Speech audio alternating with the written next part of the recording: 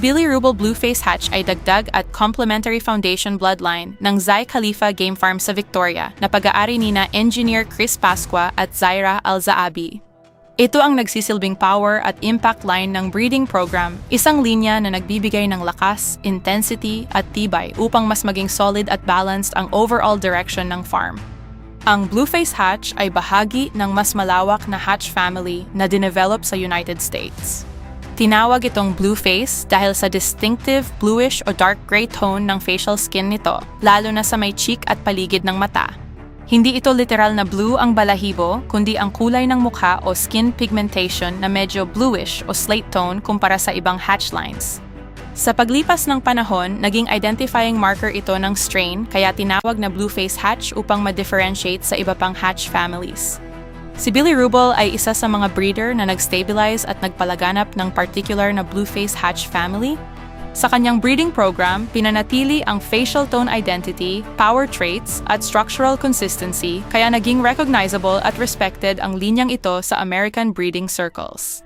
Kalaunan, naipasok ito sa Philippine breeding scene sa pamamagitan ng private importations at serious breeder networks at naging kilala bilang pampalakas at pampatibay sa structured breeding programs.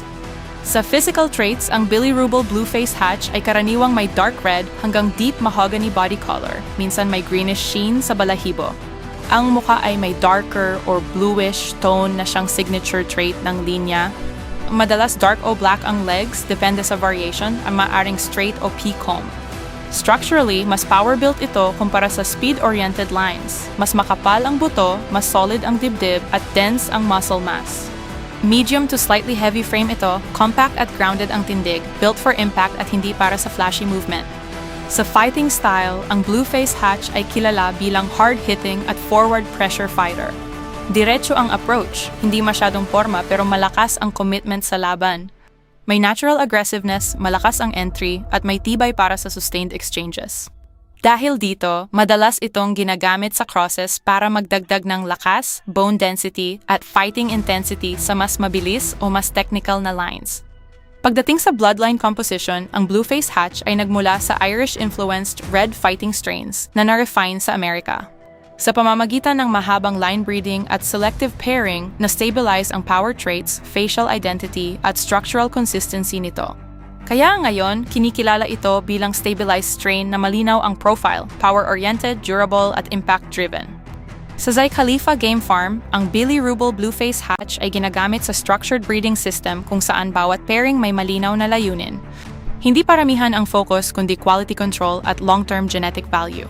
Ang linya na ito ang nagbibigay ng dagdag na lakas, tapang at physical dominance sa breeding program ng farm. Isang solid option para sa mga seryosong breeder na naghahanap ng tunay na power-based bloodline foundation. Sa mga breeders na gustong mag-acquire ng Billy Ruble Blueface hatch, makikipag-ugnayan lamang sa Zai Khalifa Game Farm. We entertain serious inquiries only. Quality ang priority, hindi volume.